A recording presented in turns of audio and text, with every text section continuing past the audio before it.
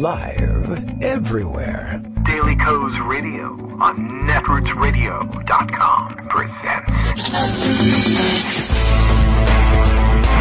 David Waldman. Kagro in the Morning Show.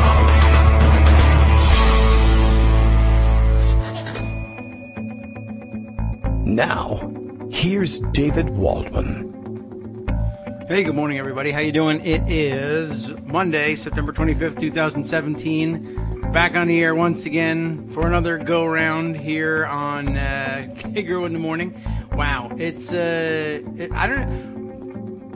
don't know. Should we even start? I mean, really, honestly, I don't know where to start today. I guess we can start, we can always lean on the crutch that Bill provides to us each morning. Daily Co's Radio is live. It's true. Caution, whatever Kagro X, that's me, David Waldman. Hi, I'm hosting the show. Caution, whatever I talk about is meant to distract you from the real story, and that's probably true. Man, I don't know. I mean, we'll be treating all of these stories, of course, that Donald Trump fanned the flames on over the weekend. I mean, we really shouldn't in a certain way. I don't know. Even is there anything to add to the fact that he's completely lost his mind? I don't think so.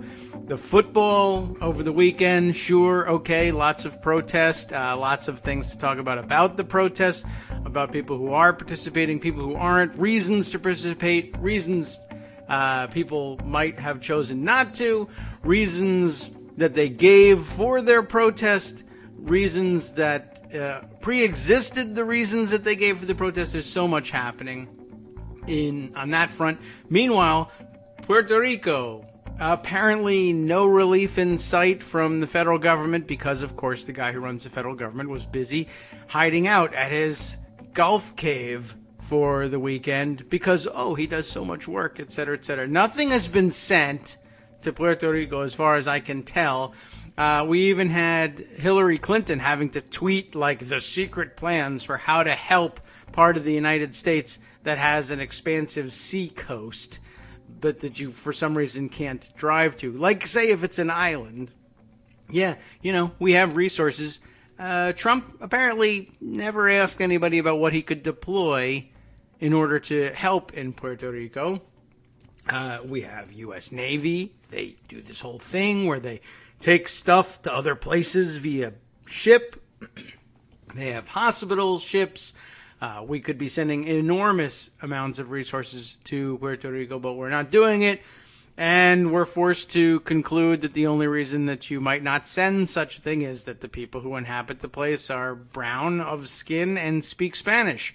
And we don't care about them. Instead, of course, we have to tweet about football players and how they're ungrateful for being gifted, apparently, millions of dollars by the NFL owners. By the way, they came out smelling like roses, having given millions of dollars to Trump and supported him in the election, and many other people along with him who are involved in football, only to find out that he would spend the weekend trashing their players and their product. And, of course, it's to be expected that the rest of the country that doesn't understand how to deal with anything with regards to that has anything at all to do with race.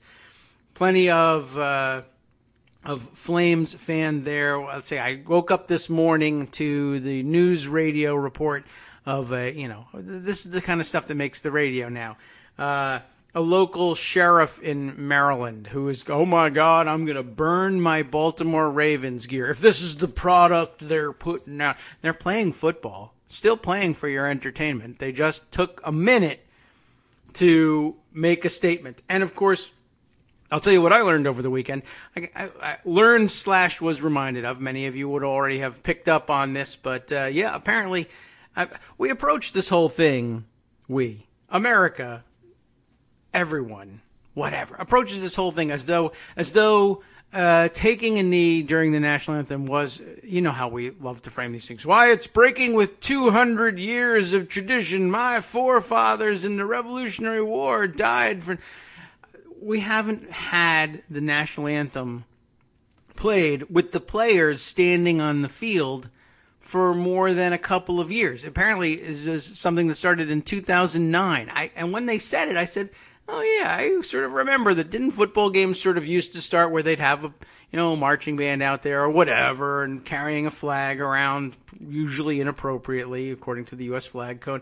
And they would play the national anthem. And then they would say, and now the starting lineups for the, and they would start with the visiting team usually. And then your Dallas Cowboys or whatever team it was that you were watching, and they'd come running out of the tunnel. And only since 2009 have we ever bothered to ask them to come out for the national anthem anyway. And then, on top of all that, it turns out that the only reason we pulled them out of the locker room and made them stand out there for the national anthem before the game, even in 2009 when they began this nonsense, was because the military services were paying promotional fees to the NFL to get them to do that as part of their effort to increase recruiting, because of course we were fighting 97 million insane wars all over the place in order to protect the oil reserves, and it became tiresome to the communities on whom this recruiting most often leans, and by the way, some of those communities have reason to protest, and were doing so yesterday and the day before and the day before and the day before. Anyway, it turns out that it was all sort of staged nonsense anyway. And it really wasn't something that we did in Revolutionary War times. I remember back in 1776 when the Giants were playing the Packers, and we had the fife and drum. We didn't even have a national anthem at that point. We just had the fife and drum corps out there, the guy with the bandage on his head, and it was like, ye aren't standing. What be thy problem? They didn't really even, that's even further back, but you know how it is. Why aren't ye standing for ye old football game with 2 L's in it? One wonders. It's not a long-standing tradition. It was nonsense to begin with. And then, of course, the idea of, don't inject politics into football. Why do we play the national anthem? It's not an international event. We're injecting politics under the guise of patriotism, of course, into our football right from the beginning. It's something we've been doing for quite a long time, I'm sure. Anyway, the national anthem and the standing for it and the players out on the field, not really even part of the NFL tradition for any amount of time. But now, of course, we have to kill everybody who doesn't stand or whatever. We're going to fire them. NASCAR apparently has announced that a lot of their team owners are saying they're going to fire people who don't stand for the national anthem. Does NASCAR even play the national anthem at a point where the drivers get out of their cars and stand? I've been to a race or two, but I don't remember how they dealt with it. And certainly there were displays of patriotism, but I don't remember everybody getting out of the cars and standing for the national anthem. But they may have done it so far in advance of the race that they were still out of the car. I don't know. It doesn't even matter. I'll talk about it some more, I'm sure. I don't know why I even began down this path. The whole thing is infuriating. There are people in need in Puerto Rico, still people in need all over the mainland of the United States, in Mexico, all over the place. The president should be presidenting, but instead he's just gaining weight on a couch somewhere and thinking he's a leader. So what can you do? It's infuriating. We'll round all of that up. Graham Cassidy's not done. Healthcare in general, not finished. We have procedural issues to touch on. Greg Dworkin is here to get our ship aright and round up the news with us. Good morning, Greg. How are you doing? Good morning. I'm doing fine. Okay, that is good. I will say one more thing, by the way. Philadelphia Eagles are bastards. Okay, that's it for why do you say that? I don't know. Because they are. Well, because they beat the Giants, literally 1 second on the clock, 61-yard field goal. I don't know if you saw that game. No, I haven't been watching the organized concussions this season. Yeah, I know. A lot of people have weaned themselves off of that. I keep saying I need to do it, but I did take a peek just to see what was happening. And of just course, in the last minute, huh? Yes, it was a very long minute. Well, for the record, it's still baseball season, and if things go well and the Yankees win their wild card game, they may eventually wind up playing the Red Sox. Well, and, that's what makes sports great. Yes, and as to something. NASCAR, yeah, Yes. my niece is a huge NASCAR fan. Yeah. Massachusetts liberal, but a NASCAR fan. Yeah. She fixes cars, she's just into it. But you know what? The flag that I see more than any other happens to be the Confederate flag. That is weird. I don't at know NASCAR why they stuff. disrespect. So I don't know how patriotic, Confederate flags really are. Yeah. Can we kneel at that one? That would be a mistake. You think? I don't know. I don't know what to do about that. Well, you know what? It would be a mistake because, of course, it's not meant to, the kneeling is not meant to disrespect the flag, and so that would be a mistake to conflate kneeling before. And who wants to really kneel before? Why did I don't know how that even got conflated with disrespect. Usually, well, it's convenient. Demand I mean, it's respect, changing the subject kneel. the way Trump changed the subject by bringing this up all together. Okay, I can agree with that. I mean, he's got some really bad polls out over the weekend. The Republican Party is disliked more than they've ever measured in one poll, and Trump is the worst presidential measurement in another poll. That's Washington Post, ABC. No president has been this low at this stage in the years that they've been measuring it. He's got a humanitarian crisis in Puerto Rico, which he's doing very little about, and making no visual support the way he did for Houston and for Florida. Yeah. And so he needs to distract. And, of course, he's getting himself in a mess with North Korea. I mean, everything he's doing is bad. So he turns to where he is at his core, which is basically a racist white supremacist. So this is a perfect thing to do. He thinks it's 1968. He thinks he's Nixon. He think he can do the law and order thing, and make it all about the need for authoritarian, falling in line. Everything. There was a very interesting quote by Julia Azari on Twitter. She's a political scientist. And she says the underlying cleavage in American politics is revealing itself. It's hierarchy, punishment, and social control. It's not big government, small government. It's where you stand on those things. And then Ron Brownstein chimes in, and also it's between those optimistic about racial, cultural, and economic change and those who feel threatened. And for those that feel threatened, they're going to agree with Trump. They did. They voted for him. I guess so. I did see a great picture at the Boston Globe of people screaming their heads off from the stands at the Patriots game. The old economic anxiety in $200 seats. They're expressing their economic in anxiety. Massachusetts, right? Yeah. Not likely. But the funny thing is that, of course, the bigger picture is that the players and the owners all came together. Even Tom Brady and the Boston Patriots, the New England Patriots, dating myself there, all got together, and their owner got together and issued statements of varying kinds saying Trump is wrong. I don't know that he expected that, but it's perhaps unfair to call Trump a divider because he united the entire National Football League against him. Well, yes, that's true. Now, this gives us an opportunity to point out that that's not necessarily what the underlying protest was all about. However, it is also a good thing that ancillary to the fact that this protest was going on, everybody in the league unites against Trump. Okay, that's not a bad topping. Yeah, are they going to remember the rest? I don't know if they're going to remember the rest. I don't know.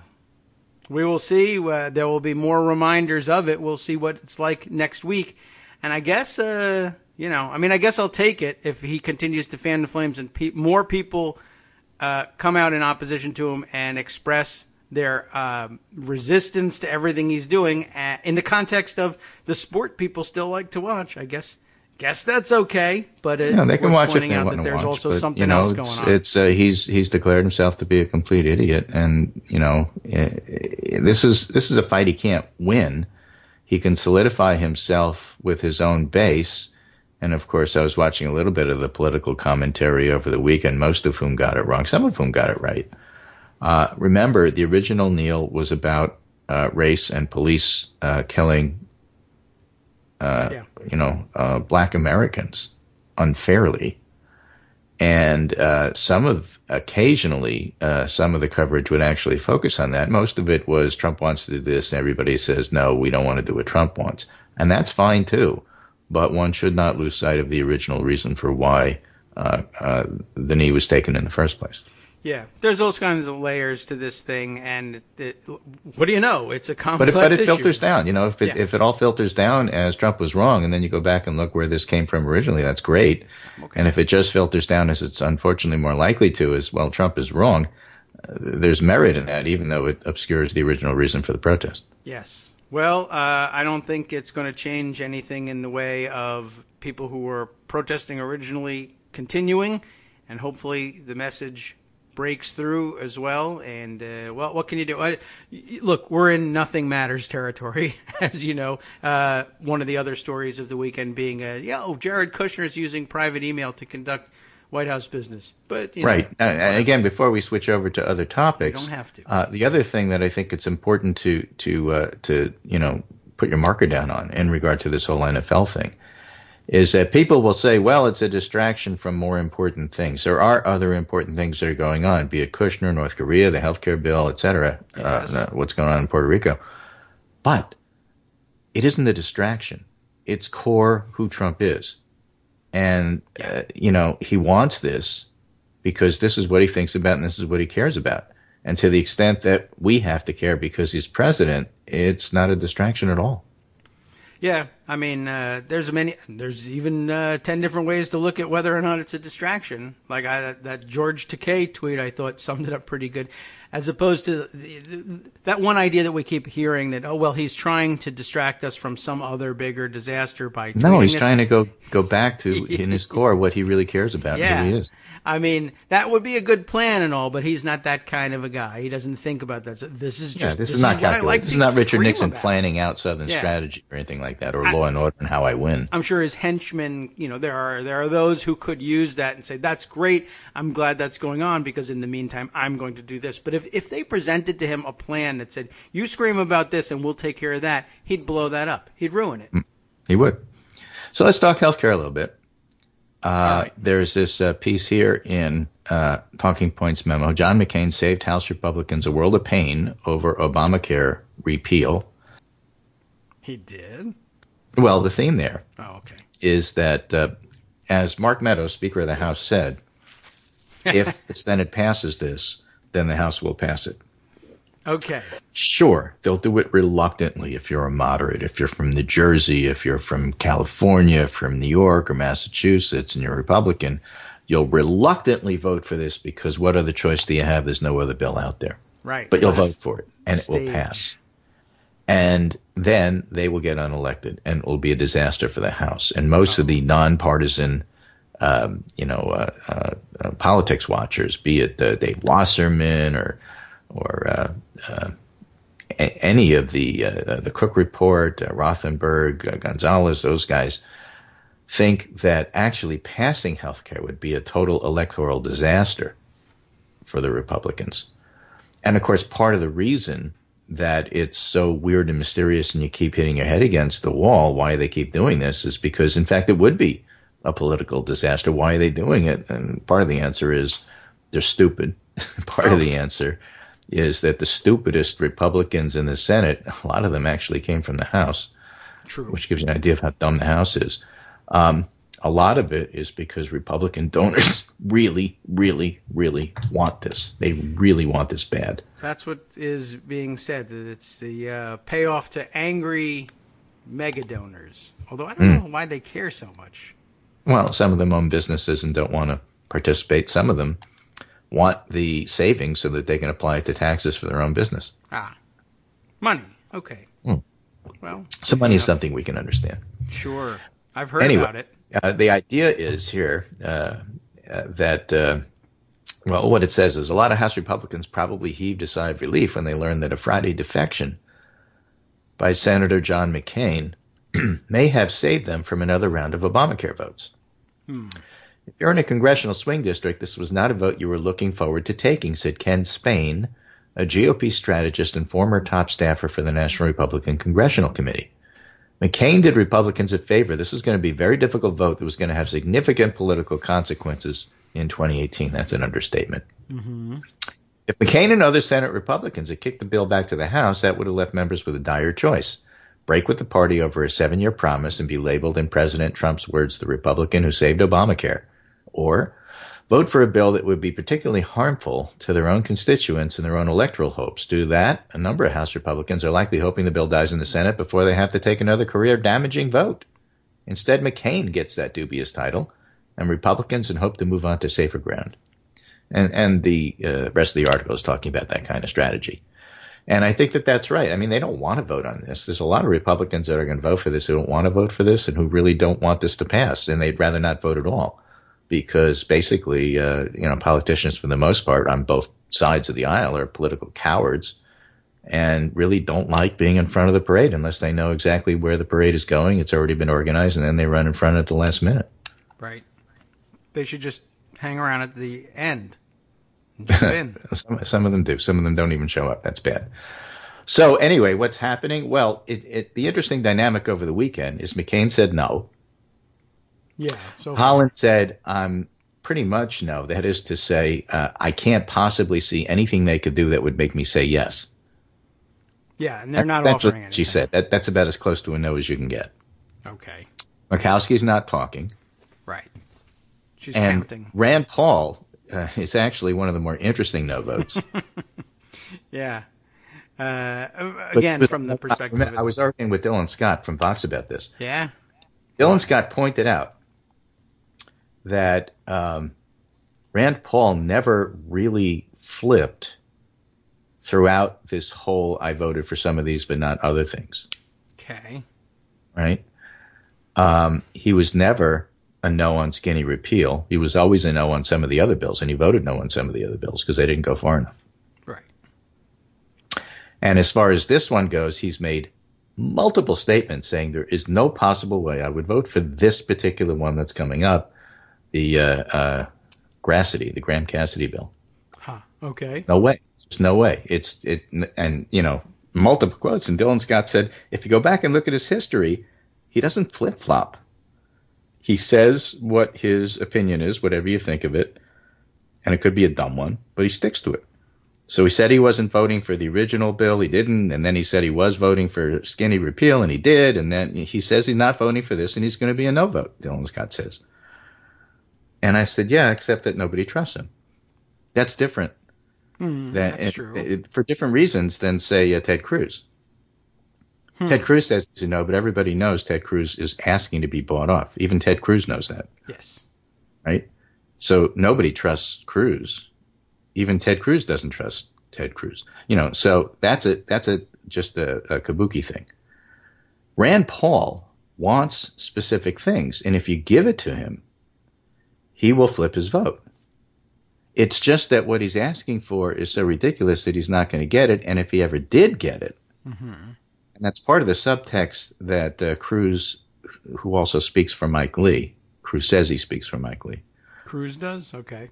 Cruz says, me and Lee, we're not voting yes on this as it stands. Okay. They're going to. So they want certain things, as does Rand Paul. It's not the same thing that they want. Rand Paul said, I'll consider voting for this remember how you were going to starve the states of money and then change everything to a block grant but give them less, which is essentially what Graham Cassidy is. Right. Rand Paul said, I'll vote for it if you take those block grants and cut them in half. But only give one half. Like, you can cut it in half. It's not like a sandwich. You're going to get both halves. I only get one half. Okay. I get the other half. All right. But the whole idea is that if you make it even more draconian than this incredibly draconian bill, I'll consider voting for it. Of course, If you did that, you absolutely lose Murkowski and Collins and probably a whole bunch of others. So it's not a real threat, and it's still no. Yeah. What Cruz and Lee are saying is tweak it a little bit, and then we'll probably vote yes in the end, even though we're saying that we'll vote no. It's just not the same thing. But the dynamic of what's going on here hasn't changed. If you want to placate Paul and to a lesser extent Cruz and Lee, then you lose Collins and Murkowski and maybe others, maybe, Cory Gardner, maybe a couple of other people, Jerry Moran for that matter, or somebody.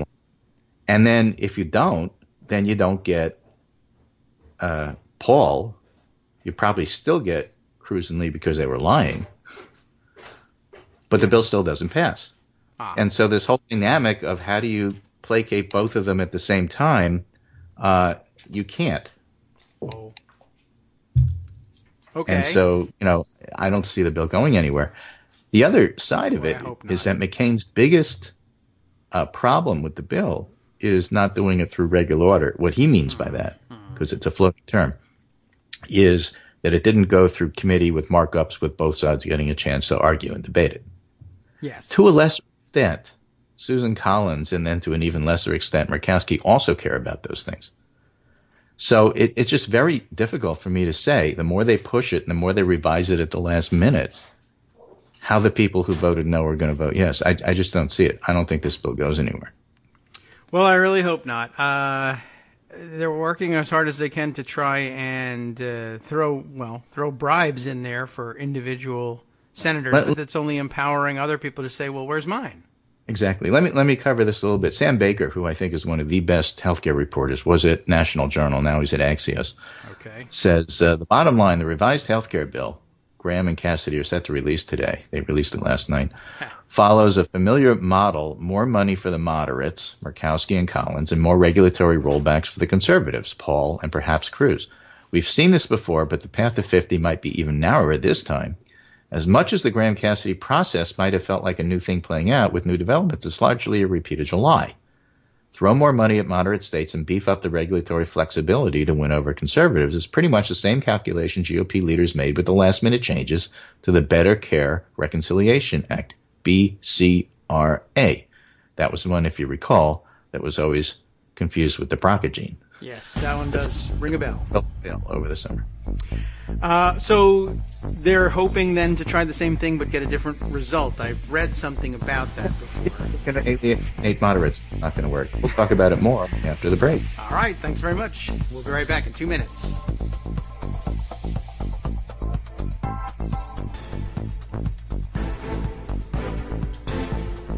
Welcome back now to the Kagro in the Morning Show here on Roots Radio. Ooh, the music went the wrong way. We're going to try and bring it all the way back down. Again, thanks for waiting with us through our first commercial break. Greg Dworkin's still with us, thankfully, all the way from Connecticut, helping us round up the morning news. And where were we when we last turned on the music? Well, we were talking about the new, latest, greatest healthcare piece, the one that Grassley is trying to bribe Murkowski with. Mm-hmm. Okay. All right. So here's the thing. The latest effort is pretty much the same calculation. It's hard to win over conservatives without at least edging up to the ACA's pre-existing conditions protections, and that still alienates moderates. This is Sam Baker writing in Axios. Okay. McCain, and to a lesser but non-trivial degree, Murkowski and Collins, are upset not just about the contents of the bills, but about the rushed, frantic, and incomplete process. Another last-minute rewrite, days before the final deadline, won't help alleviate any of those concerns. So you can throw money at those states. They're still pissed off about the process. Yeah, that won't by itself repair it. Although I suppose you could throw enough that they would say, this is terrible, and yet... Then you'd alienate other people. What's changed? The latest revisions offer new funding streams or recalculated formulas that would benefit Alaska, Arizona, Kentucky, and Maine. Why those 4 states? Murkowski, McCain, Rand Paul, and Collins. Rand Paul. Okay, waste your time. Right? Those are the 4 no votes. Yeah, so far. So they redid 1/6 of the economy. Yep, okay. Right? To bribe those 4 people. The states would still see cuts overall, but the cuts appear to be smaller this time around. States would have even more flexibility to roll back some of the Affordable Care Act's insurance regulations, including the guarantees it provides for people with pre-existing conditions. So in the new revision, I don't even think the federal government has to sign off on states doing what they want in regard to regulating pre-existing conditions. The states just have, I think the states are required to tell the federal government what they're doing, and that's about it. Oh. It's really trying to get rid of federal regulation of healthcare, making it a 50-state Wild West contest, race to the bottom. And, I think in their view, in addition to that, then you'd offer stuff over state lines so that the cheapest possible insurance company plan, based in West Virginia, would then be available everywhere. And the whole idea here seems good, as someone pointed out on cable over the weekend. I think it was one of the healthcare executives themselves, is that they are confusing healthcare access with healthcare costs. That is to say, in a Republican's mind, what they want is for you to be able to buy healthcare for $1 a year and have the lowest possible premiums. And they could care less about whether you're actually covered. Then if your deductibles are $10,000 a day, who cares? And at the same time, if you actually get sick, you don't get covered. They don't care about either of those things. They just want the optics of saying that your premiums are lower. Yes. That's it. They don't really care about what the thing actually does. Well, that might actually work for a brief period of time. That is until anybody who likes it works until sick. You're 26. Yeah, well, that's true. If you're young and healthy and there's nothing wrong with you, this is a terrific deal. Yeah. But you know how that goes, and but not everybody stays young and healthy, and sometimes you do get sick anyway, and sometimes you don't plan it. Yeah. And we went through this with Sometimes Obamacare. We went through the whole litany of people saying, I never thought I was going to get sick, but then I did, and then my life changed, and this is incredible. I was against it until I needed it, and now I'm for it. And, it doesn't matter how many times you say that. It remains true, but that's not what Republicans want. They want lower premiums regardless of anything else that comes after that. And that's just simply not good enough. Part of the whole thing about the Affordable Care Act is, you have to pay slightly higher premiums, but you're going to get actual insurance. And when you're sick, this will take care of you, not the junk stuff that we said you can't buy anymore. Yeah. Well, it's... If you like your insurance, you get to keep your insurance, except if it was so sucky that it didn't really work, in which case you can't have that. Right. Well, that wasn't insurance. If you like your insurance, but you like one of these things, then you don't know anything about insurance. You don't like insurance. So Sam Baker ends with why it matters. The deadline to pass a bill with just a majority vote is Saturday. Sort of. If this strategy is going to succeed now, where it's failed before, it needs to happen fast in a climate of frantic deadline pressure. Remember that ticks off the McCain process people. Little independent analysis. Remember, Graham already said, forget about the CBO that may come out this week. The bill has changed, so whatever you hear about how horrible it is, that doesn't even count. Yeah. It's more horrible, but they're not going to have time to do that, so we'll just do it without. I'll give you my own estimate. I think it's great. Okay, and then, in addition, Sam Baker ends with now a fight with Jimmy Kimmel, who hasn't gone away, and I think who has made a huge difference in regard to how the public perceives all of this. Because this iteration is even worse for pre-existing conditions, proving that Cassidy is even more of a liar than he was last time out. Yeah. Well, I don't even know what to tell you. It's, there's going to be people that this works for, that is to say, that are fooled by this stuff. I just want my premiums to go down. And most people don't like it. The funny thing is it polls terribly. Yeah. It's polling like 24%.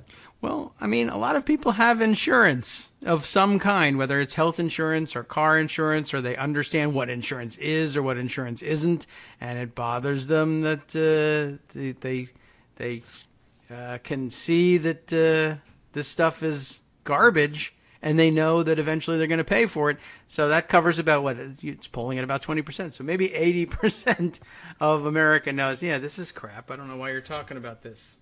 Well, let me come at this from a different angle. All right. And it's going to come out from a conservative, Christian Schneider, writing in USA Today, who's writing about Bernie's plan for single payer. He's not a fan. No. But the point is, think about what he's saying about single payer and apply it to Graham Cassidy. All right. Okay. So the title is, As Obamacare Repeal Implodes Again, Democrats Prepping for Single-Payer Self-Destruction. Oh, no. I don't believe that. I think it's aspirational. I think it moves the Overton window to the left. I don't think the bill itself is very good, but that doesn't matter. You put it on the table, and now you're talking about it, and eventually a bill will come out because that's the way Democrats do things. Anyway, but what Schneider says, much like owning your own pet tiger, Government-run healthcare is far better in theory than in practice. But that's true for Graham Cassidy. Remember, we're applying all of this to Graham Cassidy. Okay. Right? Well, all right then. The Republicans say, we got this great improvement here. It's going to be so much better. And then you look at it, and it's awful. But now they own it. Well, I'm still in agreement about the tiger part. They should own this. This is disastrous, obviously. And, well, it's a good reminder of what those committees are all about. I mean, it's not just that we want to take our time about these things. It's that in these committees, usually there are a bunch of senators, House members, staffers occasionally who say, wait a minute, did you know that this bill does this horrible thing and for no particular reason? Oh, that's the sort of thing we like to do with So Schneider tells a non-funny story just to illustrate a point here. He says, a few years ago, an old friend of mine walked into a bar and immediately, this is a woman, friend of his, and immediately ran into an attractive male she wouldn't mind talking to. All right. He told her she was smoking. And, of course, what woman wouldn't be flattered to hear that? But the warm feeling lasted until he pointed at her purse and told her there was smoke billowing out of her purse. Oh. She was literally and seriously smoking. Yeah, well, the purse was, anyway. Evidently, at the bar she just left, somebody had dropped a cigarette butt into her bag. Oh. And why does he tell this story? Because it's easy to misread signals. Okay. That's a roundabout way of getting there. Yeah. But his point is, nobody has mistaken horror for affection more thoroughly than Democrats. Horror for, okay. Right? Bernie Sanders, independent Vermont, introduced a single-payer health care bill he calls Medicare for All, and to date, 15 of his Senate colleagues have signed on as co-sponsors. Undoubtedly, Sanders thinks that the failure of two and counting, Republican attempts to repeal and replace Obamacare means the public is suddenly enamored with single-payer. But progressives and their ilk evidently can't remember all the way back to 2010, 2014, and 2016, in which opposition to heavy-handed government-managed health care sent Republicans to Congress in droves and helped elect Donald Trump to the presidency. Now, I don't necessarily agree with that particular analysis. There's a lot of other stuff going on, including electing a black president and having a huge backlash about that, which he kind of goes over. He's a never-Trumper, by the way. But his point about how you see the failure of something over here and then talk yourself into believing that that means that what I have here over there will either be popular or easy is a simple trap to fall into. Okay. Graham Cassidy has done that. They looked at the public and said, it's 50-50. Obamacare has never really been popular. Let's pass something of our own. And what's the result? Obamacare is now popular because they saw the alternative and said, we don't want this. And that's what they've done to themselves. I see. And the bigger message there is that no matter how people complain about health care, they're really uncomfortable with replacing it with something totally different. Well, yeah, it's scary, and they know that how also difficult applies it is. to single payer.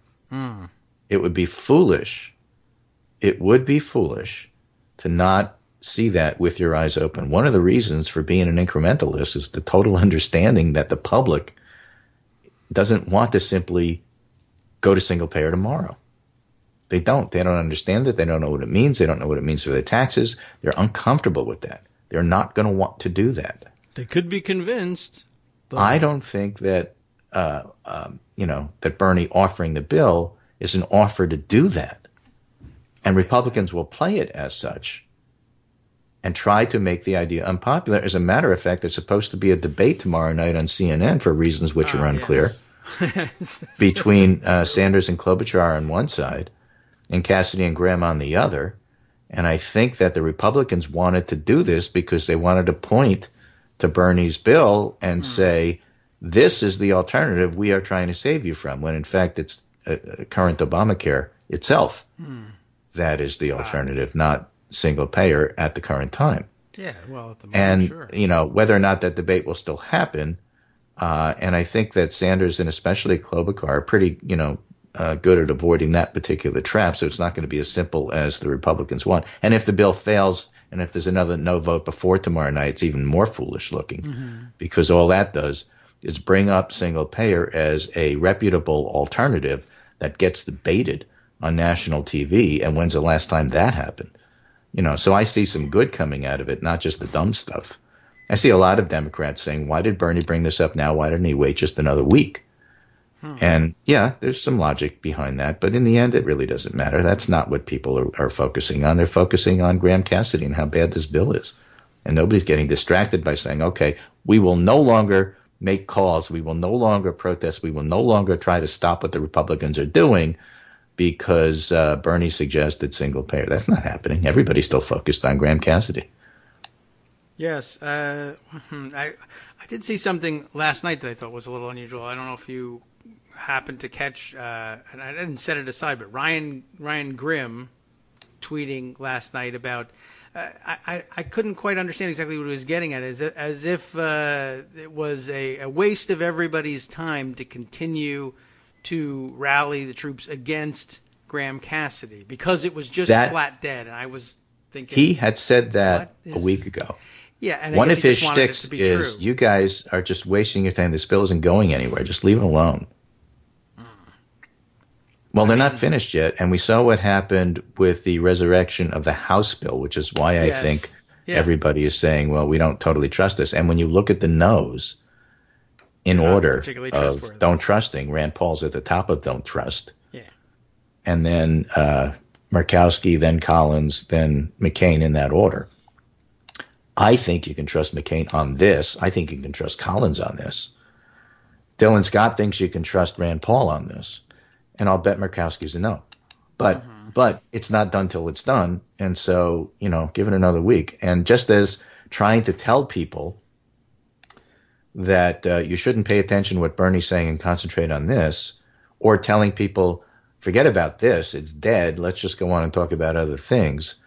People talk about what they want to talk about, and they'll focus what they want to focus on. I mean, you can't tell people what to do. It doesn't work that way. I guess that's true. That's the bottom line of it. And, of course, my thinking on it was, again, you might even have a point, although it's not a particularly good one, in normal times. And once again, these times are not normal. They don't do things by the rules. It doesn't matter to them that the deadline is coming. By the way, a good reminder, the deadline is relatively artificial. That means that they can't pass. Okay, the end of fiscal year 2017 is coming. That's the end of the reconciliation instructions for 2017. I'll just pick up and do the same thing with reconciliation instructions for fiscal year 2018. Well, that's what Lindsey Graham said they were going to do. And the fact that Graham is talking about it makes me think he doesn't have the votes. Yeah. But what I say is, okay, use the artificial deadline the way it was meant. Sure. Pick up the phone today. Call your senators today. Tell them to vote against Graham Cassidy and instead use their time to help Puerto Rico. Yeah.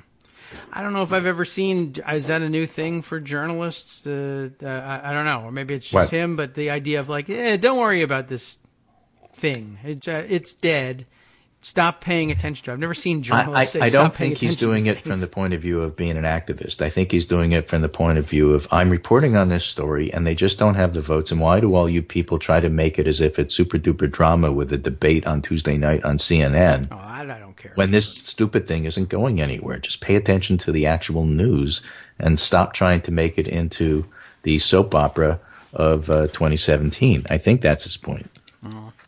There's got to be some redeemable point in it because he's not a flighty guy. But I don't know. I did not. He's convinced that it's a no.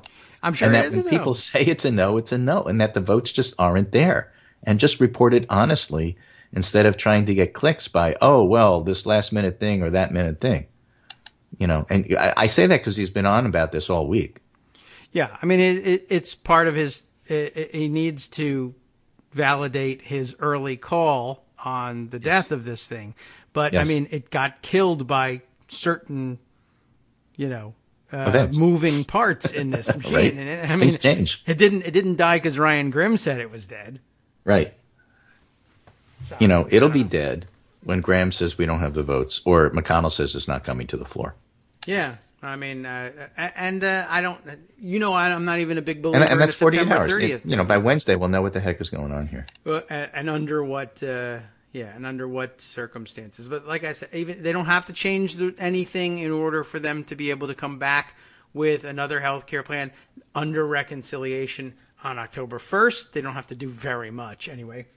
And I don't even think they have to do anything, because I think they can just change the outcome of the parliamentarians' ruling pretty quickly too. When that's the situation, when they're really taking it to the level of, we will in fact debate changing the entirety of the healthcare system and 1/6 of the economy without so much as a hearing, without so much as a written text, without even so much as a premise for writing text later, then you have to take it seriously, and nothing's ever dead, and it's called zombie Trump care for a reason. Zombies aren't normal.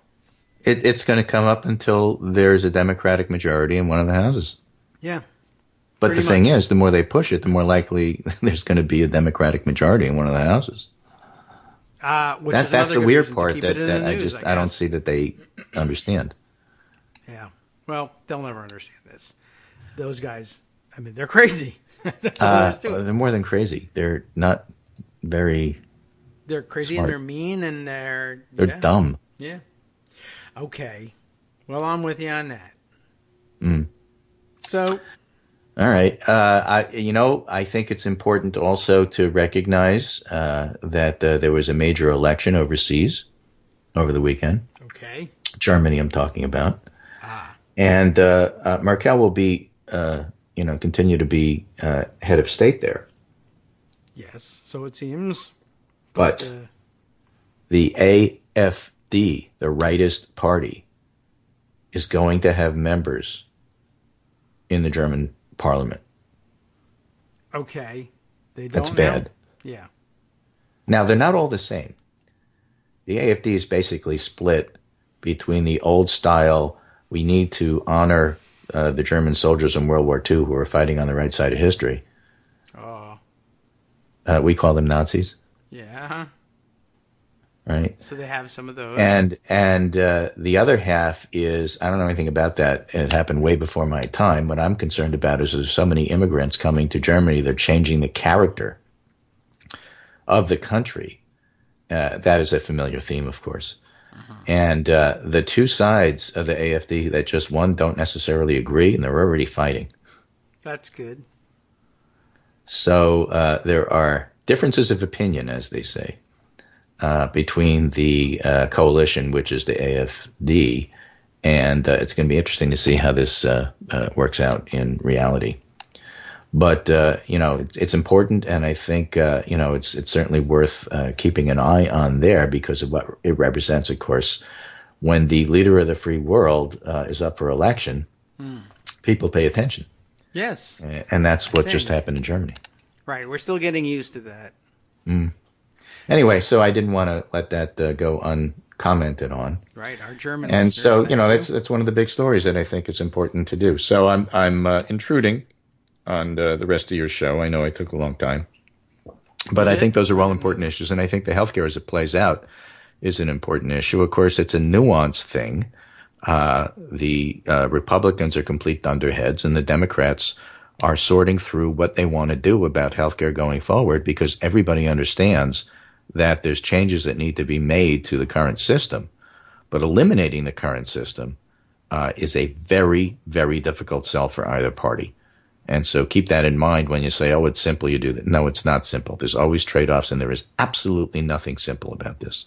There hasn't been for 30 years, 40 years. It doesn't really appear like there's any simple way to do anything at all anymore, and certainly not something this big. There's lots of simple ways of thinking about it, but that's all. That's easy enough to do for anything. So, I'm interested in, if there is a debate tomorrow, how that's going to go. Are Graham and Cassidy going to spend the entire time attacking Sanders and Klobuchar and the Democrats? Is that their entire approach?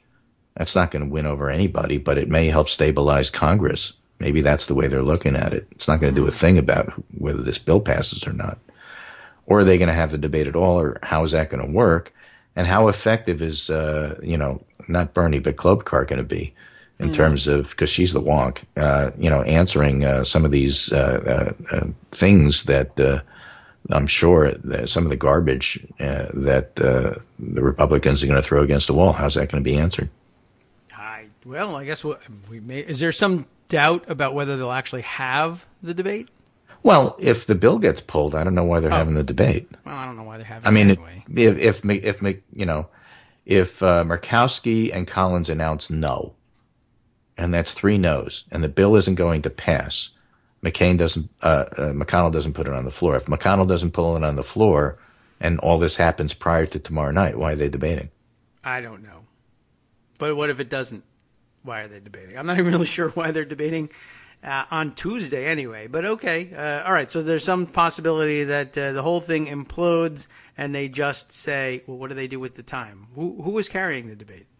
CNN. They just fill it in with whatever CNN normally does at those hours. I guess so. Maybe a plane will go missing or something. Okay. Who knows? Anyway, so again, I'm an incrementalist. I think that single payer is something we're not quite ready for. I think we may eventually get there. I do not have any issues with Bernie bringing it up or suggesting that he make a speech in Congress about his bill. He's been doing this for years. He has perfect right to. I don't think it hurts the Democrats politically. I think it's great to get the whole discussion into the mainstream, and that's on the merits a plus. If Ryan Grimm is right, it doesn't really affect what's happening to Graham Cassidy. So if that's your concern about it, that goes away after Graham Cassidy fails. And then you're left with Bernie was talking about single payer and it's still getting covered by the mainstream media. What's wrong with that? I'm not terribly concerned, but there are a number of things that people are very passionate about when it comes to, now that it comes to Bernie Sanders, about which I am not incensed, and I don't necessarily share their view of these things, but that's nothing new there either. Nothing new for the show, nothing new for Democrats, period. Nothing new for people who are hanging around the periphery of the Democratic Party either. But, I don't know. By the way, we're having some, here's something they could debate on Tuesday night. If the bill falls through, they can debate how to pronounce the senator's name from Minnesota. Klobuchar? Are you rolling out a new one at Klobuchar? I don't know. Is it Klobuchar? I've always said Klobuchar, but somebody else here we got Ride the Curve, listening live and saying Klobuchar. Klobuchar is the proper pronunciation. She's not my senator. Thank you. I don't know. Some of the senators that you never hear from, when you start hearing from them, it's, and there's a whole bunch of people in the House whose names are really tough to pronounce if you're just seeing it for the first time. So thank you for the correction. That's an ongoing thing on the show, I would point out. I love to mispronounce things so that we have material for later and ways for people to contribute to the show. Right.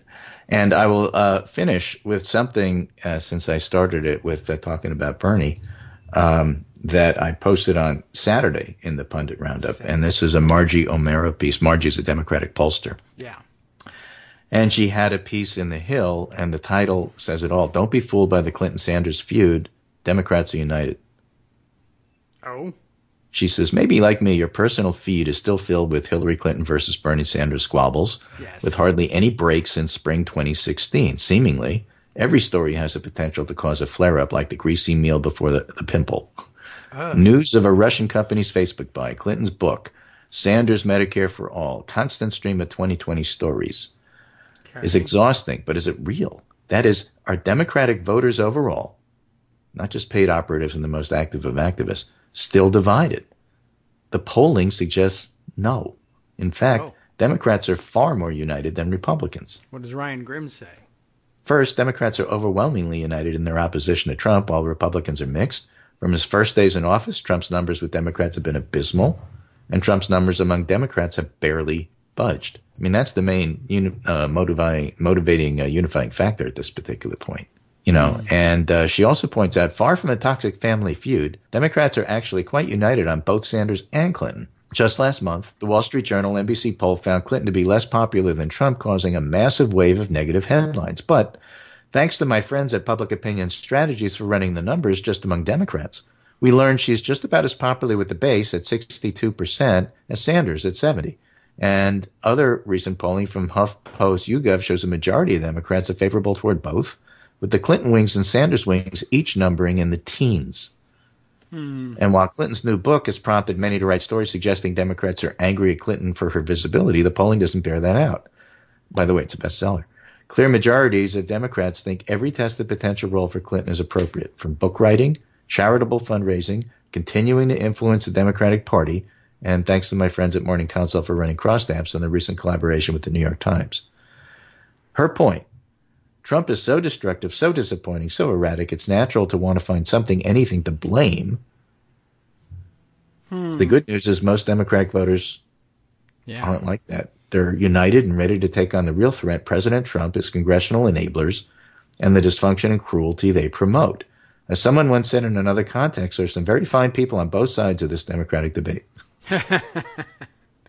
Okay, I get the point. Right? So that's really where they're at. So bringing up Bernie is fine. If he's doing something that's in the news, we'll talk about it. Okay. Bringing up Hillary, well, if she's doing something that's in the news that's worthwhile, we'll talk about it. And to do so is not reopening wounds from 2016 unless you have pathologic wounds that never heal. That, you know what, is not my problem. Well, that's true. We can refer him to a shrink for that problem, I suppose. We can, and I know some fine ones. That'll be it for me for today. I took you through the whole hour. Yeah. Greg Dworkin with David Wallman, Kagro in the morning. We'll be back after the break and talk about who knows what.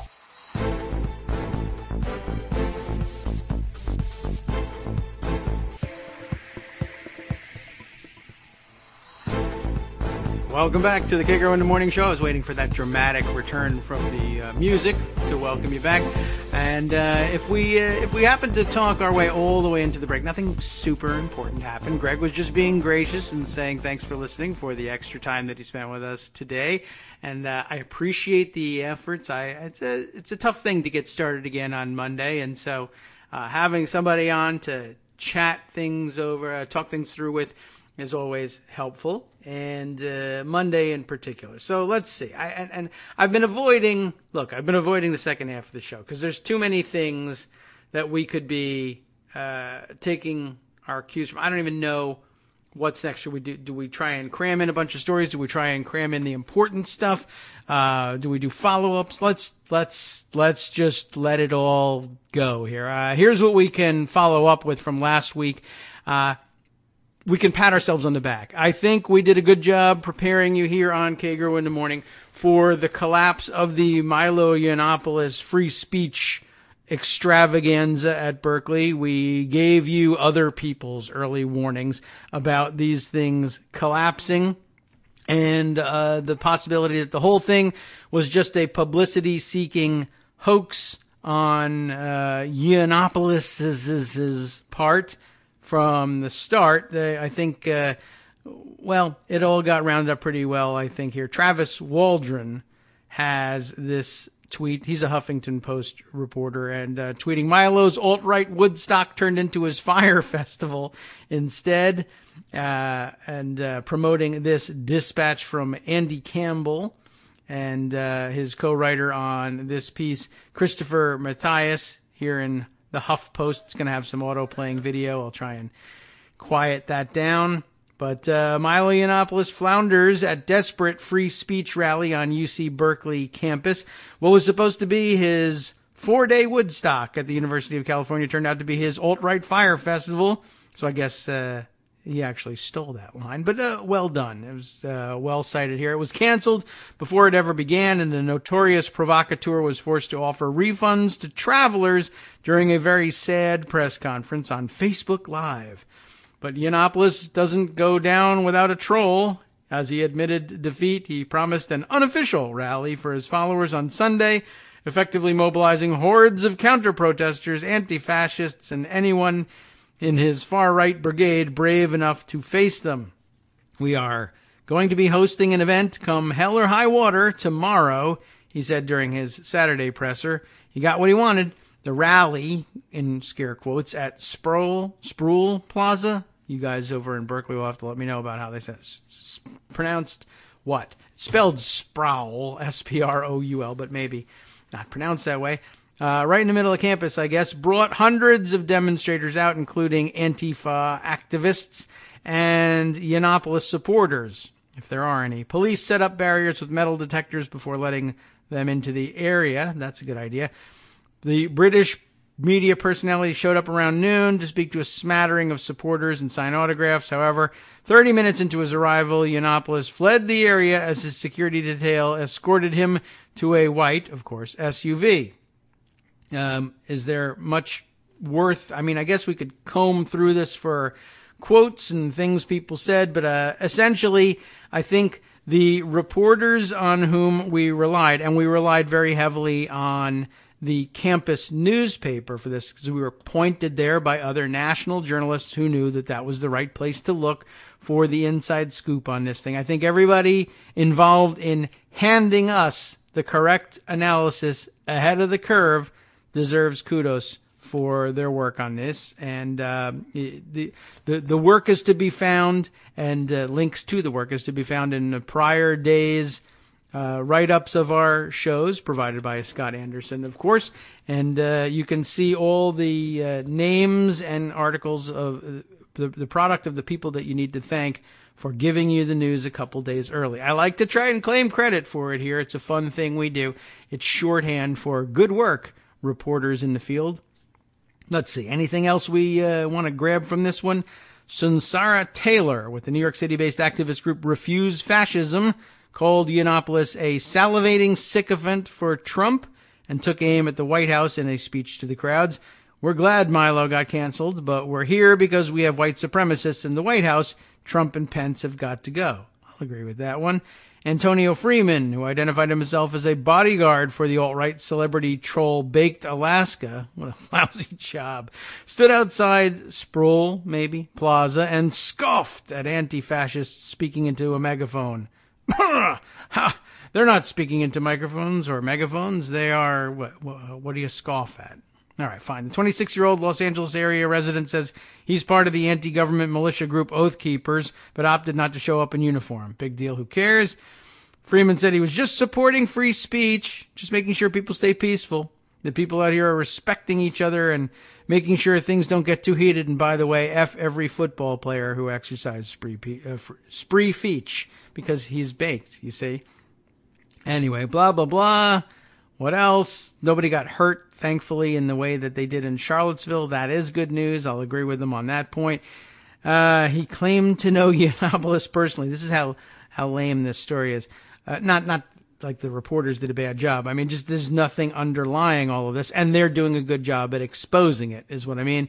He claimed to know Yiannopoulos personally, but said he was more supportive of speakers today that are American citizens, like his friend Mike Cernovich. Yeah, American citizenship. Somehow sort of interesting. I think we'll skip the rest of this, although, again, thank you very much for going so that we didn't have to. Andy Campbell and Christopher Matthias. Important to be there. Important to show that it's a non-story, ultimately. And you can only do that if you show up on the scene and figure it out for yourself. So thank you for doing that. I'm sincere in that. What else do we have that we can share from In Pocket? Well, let's see. There's, of course, the Kushner story. Politico, I think, was the first one out of the box with that one. Do I really need to spend time on that one? Jared Kushner is using private email to conduct White House business. They were fairly certain and still, I think, still insist that Hillary Clinton needs to go to jail for that, but not Jared Kushner because something, blah, blah, blah. And essentially everybody's now discovering, yeah, it wasn't but her emails, it's but her emails. Yeah, okay, now we understand why they're angry about this. Brief bit of detail, I guess, in case you haven't read the story on this one. Kushner used private email to conduct White House business. Josh Dawsey is the reporter for the Politico, who reported this one first, I think. The senior advisor set up the account after the election. So they ran a whole election saying, but you used private email to conduct government business, won the election, and then said, F it, we're going to do the same thing. Other West Wing officials, they note here, have also used private email accounts for official business. That's true. Mike Pence did it before the election. The Chris Kobach fraud of a voter fraud commission is doing the same thing and intends to continue doing so, from what I understand. This is the Kushner story. Presidential son-in-law and senior advisor Jared Kushner has corresponded with other administration officials about White House matters through a private email account set up during the transition last December, part of a larger pattern of Trump administration aides using personal email accounts for government business.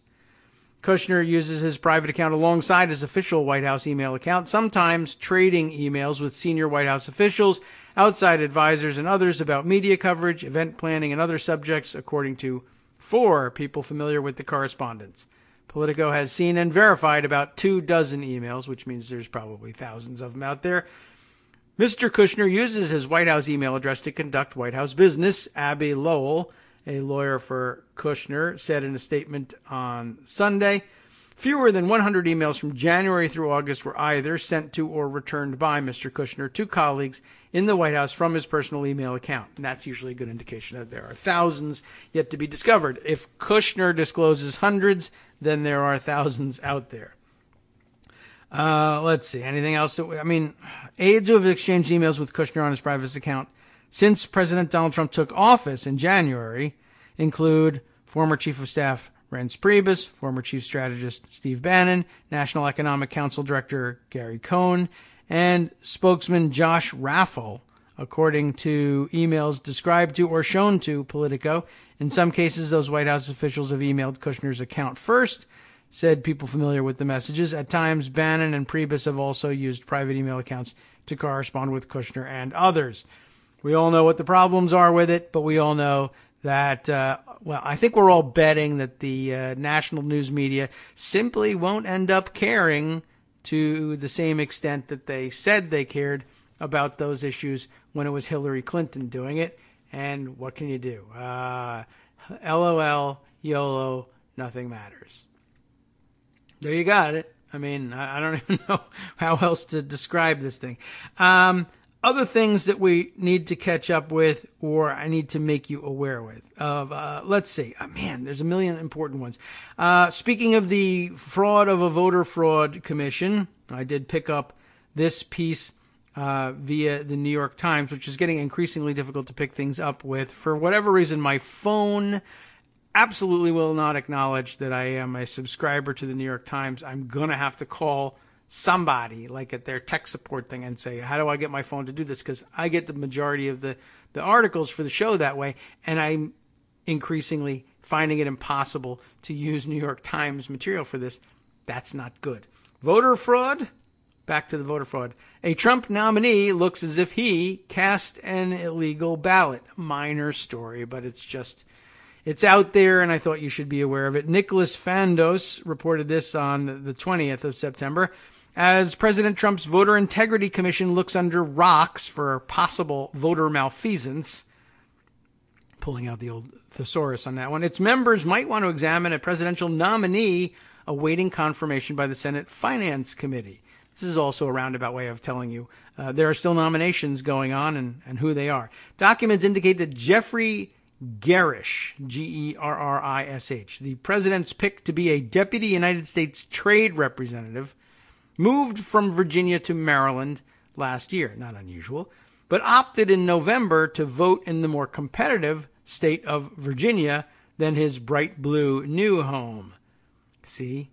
The Senate Finance Committee, which has been considering Mr. Gerish's nomination, was briefed on the matter on Tuesday, including the fact that Mr. Gerish had almost certainly voted illegally, according to 3 Democratic congressional aides familiar with the briefing. Public records back up that notion. Given Mr. Trump's intense focus on alleged widespread voter fraud in last year's election, which didn't happen, the president has claimed, of course, we all know, that millions of people voted illegally without evidence. Democrats are likely to pounce on the misstep to try to sink Mr. Gerish's nomination. And why shouldn't they? I can't think of any reason. The president claimed that millions of people voted illegally. Here's one, and he's your nominee to be a deputy U.S. trade representative. So, what do we do with that? I don't know. They'll just confirm him anyway, and then we'll all go on to say, well, we meant people who were illegally voting for Democrats, and the press will say, that seems extraordinarily hypocritical, and then we'll just move on from there. It's extraordinarily hypocritical. They're right. They got him. Julia Lawless, as spokeswoman for the committee's chairman, Senator Orrin Hatch, Republican of Utah, obviously said she could not comment on Mr. Garish's voting history, but that the committee would continue to examine his record. Why couldn't she comment on his voting history? It was the subject of a hearing, and you're the spokesperson for the chairman of the committee that held the hearing, but you can't comment? Okay. You don't want to comment? Fine. You can't comment? Of course you can. You're doing it right now. Mr. Garish is continuing to undergo the same bipartisan vetting process that every nominee before the Senate Finance Committee does, Ms. Lawless said, because she's lawless. Given that this process is still underway, we are unable to discuss specific details in his file, even though we had a whole freaking hearing about it right in front of all of you. But we're unable to discuss it, sorry, even though that's what we just did. Mr. Garish could not immediately be reached for comment. Robert Lighthizer, the actual USTR, that's United States Trade Representative, said on Wednesday that he stood by Mr. Garish, noting his long record as an international trade lawyer and an interstate voter, I guess. He's one of the foremost experts on U.S. trade law and policy and is preeminently qualified for this position. It is a misdemeanor in Virginia to vote if you are not a resident of the state. The Commonwealth does not carve out a grace period for residents who move to the state within 30 days of a presidential election, allowing them, it does carve out a grace period if you move into the state within 30 days of an election, allowing people then to vote in their old precinct only in the contest for president. Mr. Garish's move does not appear to have fallen in that grace period, though. Records show he sold a Fairfax, Virginia home in July of 2016, purchased a home in Montgomery County, Maryland, just across the state line. In the same month, Mr. Garish did not register to vote in Maryland until February of this year, according to state records. A Trump administration official who asked for anonymity to discuss the case in detail said that Mr. Garish had a Virginia driver's license at the time of the election, so that he could use it for voter ID, of course, and was under the impression that the state granted a longer grace period for former residents. He had lived there for more than a decade before moving, the official said. He's not one of the foremost experts in election law, I guess. So, oops. Mr. Trump created the White House panel, officially called the Presidential Advisory Commission on Election Integrity, to investigate cases of voter fraud across the country. This one's right under his nose, of course. The commission has proved to be a lightning rod for controversy because it sucks and is a fraud, I'll add. Its critics argue that the body is merely a disguised effort by Republicans to make it harder to register and vote for people of color. Thank you for adding that. Oh, you didn't add that. I added that. Okay. Studies consistently show that illegal voting is extremely rare. Here we have one example of it, though.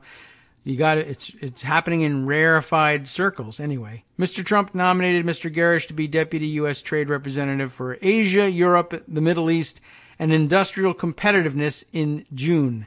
He worked alongside Mr. Lighthizer, who has been United States Trade Representative since May, at Skadden, Arps, Slate, Mager, and Flom, a prominent New York-based law firm. If only he had access to attorneys who could have explained to him what the grace period actually was. Gosh, this poor guy. Well, I don't like to beat up on the downtrodden and disenfranchised. All right, other things that are maybe not quite as huge, but important. Or what? What do we? Let's catch up on this. Here's an update. Tom Price tag. Apparently, the total on his taxpayer-funded travel on private jet continues to climb. Politico says they've now got more than $400,000 in charter jet spending for the HHS Secretary's travels since May. So we're getting to the point where it's going to rack up $500,000 or so. Including tens of thousands of dollars to attend a conference at which he denounced wasteful government spending. So it's getting worse and worse for him. This despite the fact that in the past we've had to watch Republican members of Republican administrations resign for spending money on the order of hundreds of thousands of dollars less than them, but improperly on limousines to New York. He's, of course, flying all around the country and coming up with stupid excuses for it. In fact, the updated Politico report, I think, includes a note about the secretary continuing to take charter jets even after Politico revealed that he was under investigation for doing so. After the story broke, he's continued to take these expensive private flights all over the country. I think he's about ready to sort of kind of suspend the practice for the time being anyway. All right. What else can we do here? There's so much important stuff. Let's shift the focus to Trump Russia and that area for the time being. I think for the balance, maybe even the balance of the show here. Although, gee whiz, should I try and cram in one more thing here, one more tidbit?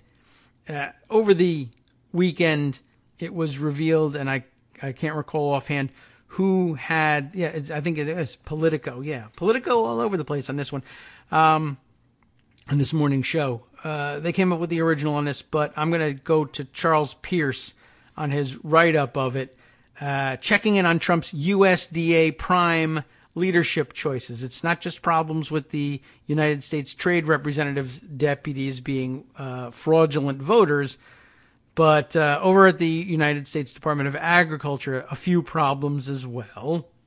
And Pierce is the right guy to address this otherwise mostly dry subject, although Politico made it pretty juicy because they got some interesting descriptions of some of the people Trump was nominating to office.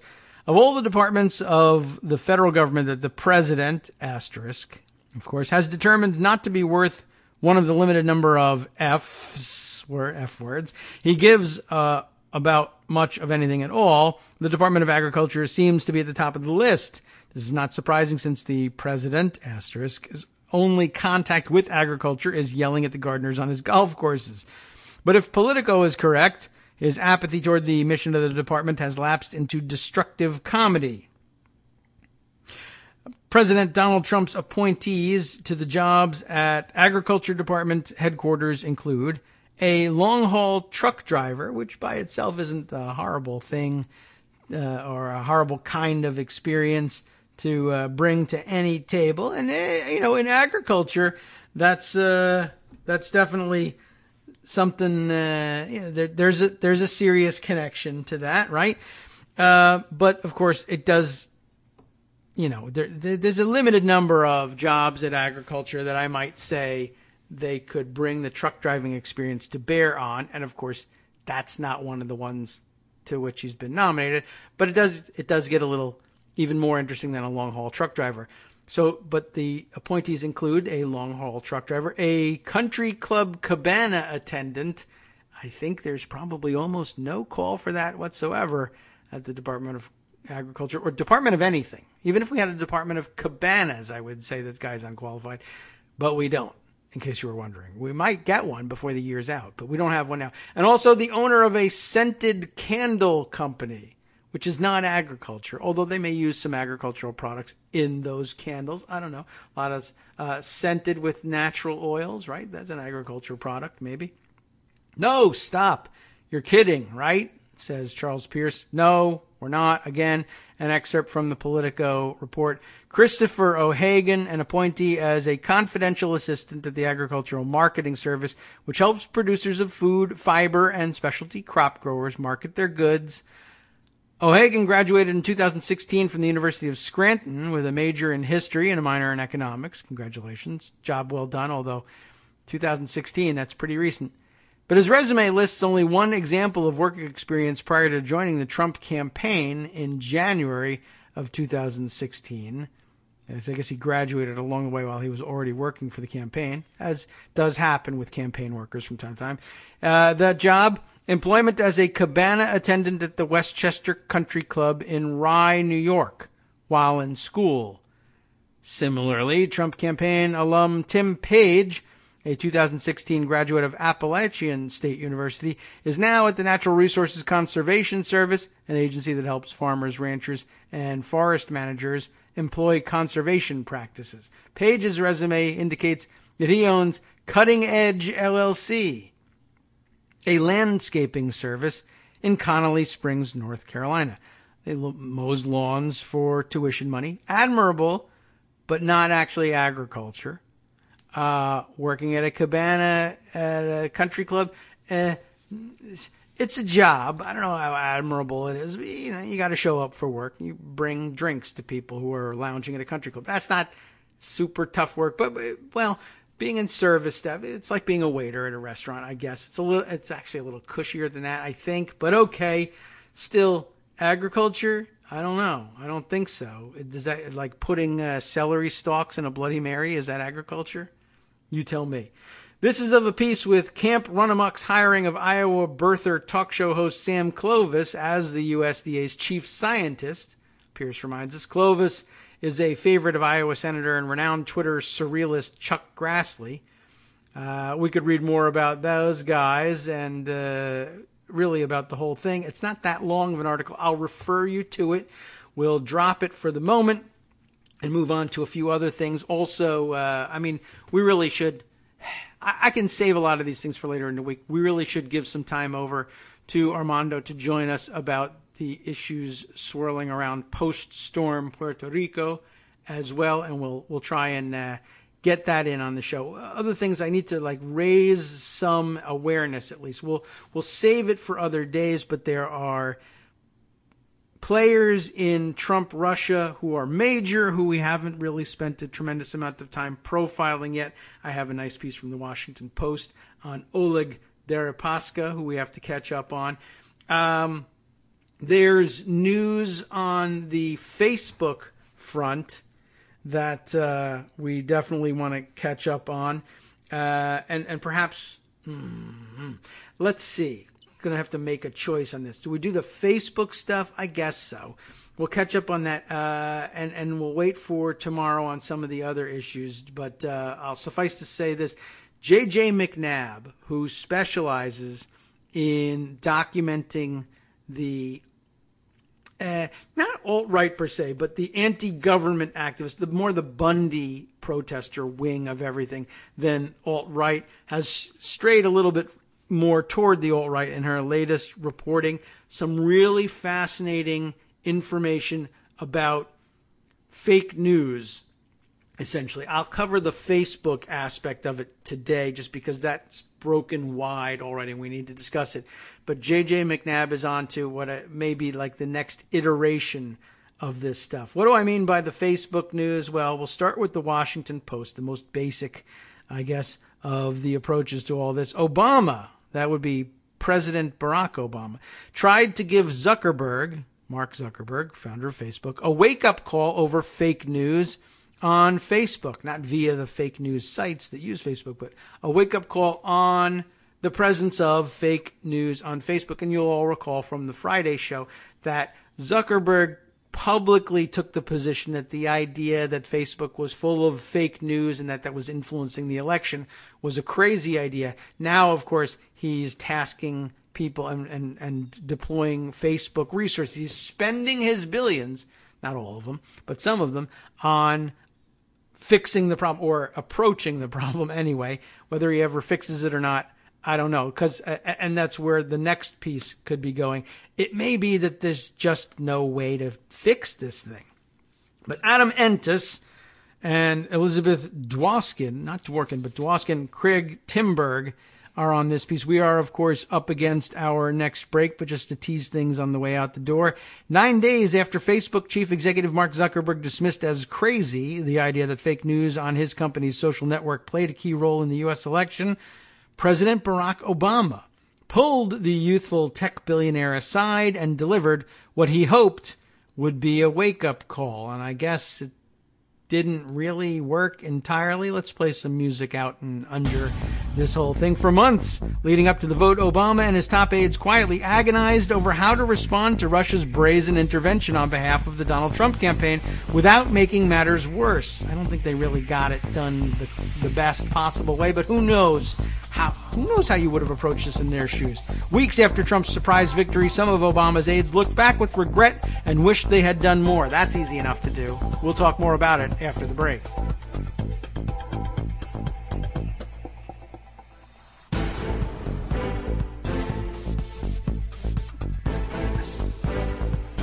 Welcome back to the Kagro in the Morning Show. We are back from our final break, and as promised, Armando has joined us. We have neglected the subject, except to just, kind of acknowledge it in passing, but of course, it requires a great deal more discussion than that, and as does the Facebook issue, and we'll get back around to that. I think Tuesday would be a fantastic day to catch up on the fake news and Trump Russia. But while we've got you here, let's turn around and face the issues that President Trump isn't, and I guess will need to, in the absence of leadership in the country. Yeah. Hey, good morning, David. Morning. Another weekend went by, and the federal government is still failing in Puerto Rico. Yes, a lot of comparisons to the Katrina. Obama's Katrina, Trump's Katrina. Okay, easy enough to make that parallel, and it's quite right. I mean, it's a lot worse just because of the isolation of Puerto Rico as an island, and of course as an island populated by a Spanish-speaking populace. We tend to give it short shrift in mainland America, and I don't know how many times people had to tweet, "It's part of America. You actually have to deal with it." But you can't just drive supplies over there. Let me see if I can illustrate to you how it's a part of America, beyond the obvious legal points that it is American soil. The United States is sovereign over Puerto Rico. It makes its laws. We have federal courts in Puerto Rico. We have IRS, FBI, all manner of different military bases. Puerto Ricans serve in our military. And, of course, they're American citizens. But just before I got on with you, I was on the phone with a client of mine who happens to be Puerto Rican but lives in Miami. And he's organizing a relief effort for Puerto Rico, which is nice. It's terrific, and it gives me a good feeling that I can contribute in a small way, be it just doing what I do. Which is being a lawyer. But that's not good enough. This is an island that has 3.4 million Americans, not to mention Virgin Islands, which is next door, which is also going through tremendous difficulties. But I can speak more to the Puerto Rico situation because I know it pretty intimately. I lived there for many years. I have many friends who obviously still live there. And, of course, I have people who are no longer living there that have great ties to it as I do. It's a catastrophe like you've never believed. I lived through a Category 3 hurricane in Puerto Rico in 1998 called Hurricane George, spelled with an S at the end. It was, they Frenchified it. And it went right through the island like this did, and it was bad. Did a lot of damage, and people didn't recover fully for months. But it's nothing compared to this. 100% of the island has no power. Mostly doesn't have any communications. There's a dam in the eastern part of the country which is threatened with breaking, which will flood out tremendous parts of it. It looks like they've done the evacuation, so lives aren't at stake, but the damage will be immeasurable. Yeah. The federal government, FEMA, has simply not done its job. We just got finished saying that FEMA looked like it might be the one competent area of the Trump administration not that long ago. I didn't believe it at the time, but it was really only a week or so ago. Of course, then it was only a week that since Puerto Rico was hit by the previous hurricane and lost power entirely. So that's right. Right. This is number two. I mean, they had just gotten through Harvey, Is that the name? Or was Harvey was Houston? Harvey was Houston. Irma. Was it Irma? Irma. They got them? Yeah, it was yes. Irma. It was Irma that hit in a sort of sideways glance that did damage, and so on. This hit full bore. This was as bad as it could get. It came in from through the southeastern part and basically diagonal across the island. So the entire island was wiped out. The agriculture industry is completely devastated. There is no agriculture industry as we speak. There's no economy. Luckily, he's taking the U.S. Department of Agriculture so seriously that help is forthcoming.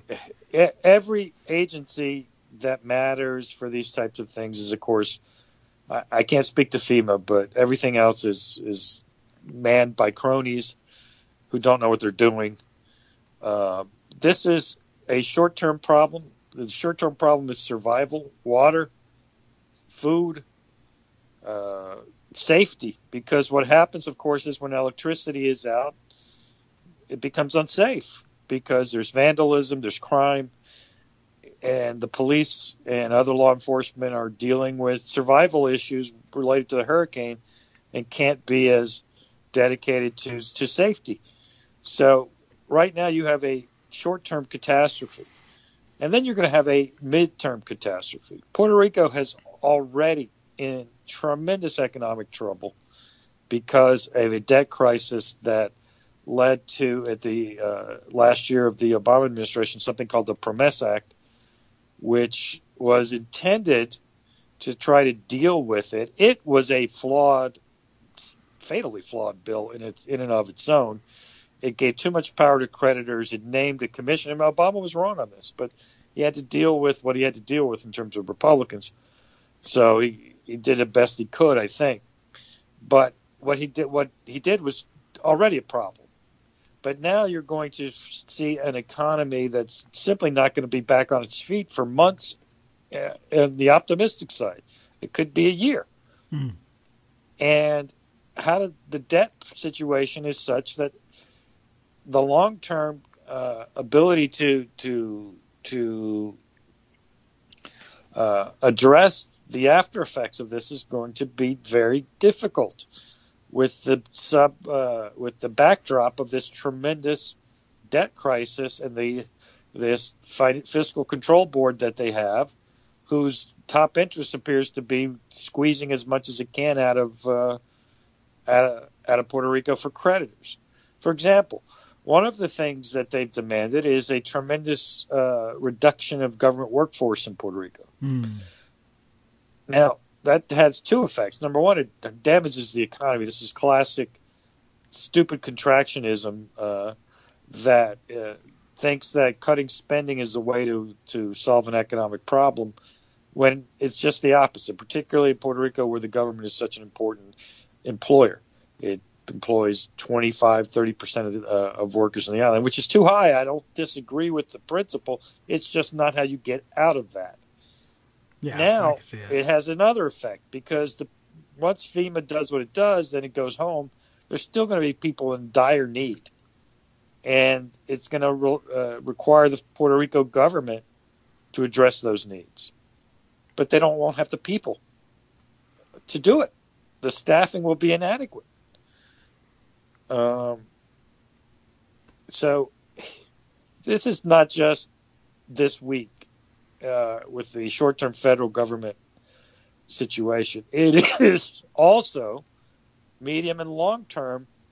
There just needs to be a real effort here to understand that, particularly the creditors who forced this terrible solution with the Promesa Act, that world is over. You're not going to get paid back. Not for 50 years. That may be true. I don't know what they would pay him with. You can't get blood out of a stone. This is an island that's on its back. It has no power. It won't have power for 6 months. There can be no economic activity of any meaning here. This is a catastrophe. I think people understand it as a hurricane catastrophe, but when you understand it in the context of what the island was going through before, fiscally, and how this sets back everything that was planned inadequately, frankly, and in a way that was almost destined to fail anyway. It is a catastrophe of long-term consequences. There are 3.5 million American citizens on the island. And if you're a cynical Republican, let me put it to you this way. If 1 million Puerto Ricans come to the United States to live because of the disaster there, they ain't voting Republican. That's so maybe true. You should try to fix it. Yeah, I guess that's the bottom line political advice on it. And I've tried to give an argument that would appeal to a Republican. Yeah, I guess it's so. not likely that they care about citizens, the American citizens in Puerto Rico, but they might care about their political lives. Now, I do keep seeing tweeted around the claim that the population of Puerto Rico is larger than that of 21 entire U.S. states. Yeah, maybe there's a place there for people who are displaced by the storm, as opposed to, say, adding to the voter rolls in New York or the Miami area, perhaps, where they traditionally have. Listen, more in Florida would be helpful. I guess that's true. That way, and Florida would be frankly a likely landing place. But there are Puerto Ricans all over, not just New York. There's just high concentrations there. But you might think about no question that the highest concentrations are New York and Florida. But you'll find them in Texas, you'll find them in Chicago, you'll find them in California, as other major areas. Yeah, but Texas, that's an interesting idea too. If you're a Republican, I think you worry most about, let's say, 500,000 moving to Florida, because that issue. And as a Democrat, you're thinking, well, I don't want that to happen, but if it did, I guess I win. Yes. Well, I don't want people to be displaced, certainly, although I guess there's no reason why I wouldn't want them to move to Florida. Like, hey, all right. I mean, forget the election. Just come on in. Right. Have a seat. Right. These are American citizens. There's nothing you can do with a wall. There's nothing you can do with limiting legal immigration or illegal immigration, for that matter. At least not Puerto under the Ricans rules. get to move here and vote immediately. Unless we just say they don't and harass the hell out of them and maybe beat them up or shoot them. Well, and that's out there. That's the kind of thing that could happen, absolutely. Yes. Well, okay, we won't speculate on that. I tell you, look, there's basic things. Like sending the hospital ship that was sent to Haiti when it went through an earthquake 10 years ago. The comfort. There is simply doing their job. FEMA is failing here. I think that this is one of the most undertold stories, because people will say, well, they did good in Harvey. Maybe they ran out of resources. Maybe they ran out of money. It wouldn't surprise me given the stinginess. Where is Congress? What are they doing? They're messing around with this health bill. I get that. And they think they have their plan, and from their lights, that's important. Mm-hmm. But take 2 hours to debate and pass an aid bill. Yeah, I mean, they ought to. And Donald Trump, I don't doubt that they will tell your but FEMA director to get in gear. I don't know why. I mean, it would seem to me that this would be, well, Ferns, I thought it would be right up his alley to just jump in and fix or attempt to fix Flint. And it was good for him politically when he, even just showing up and doing whatever the heck he did in Houston, which was, he said stupid things because he's stupid, but it helped his image. He did president things. That's true. Oh, everybody thought he became president that day. All right. So go do some of that in Puerto Rico.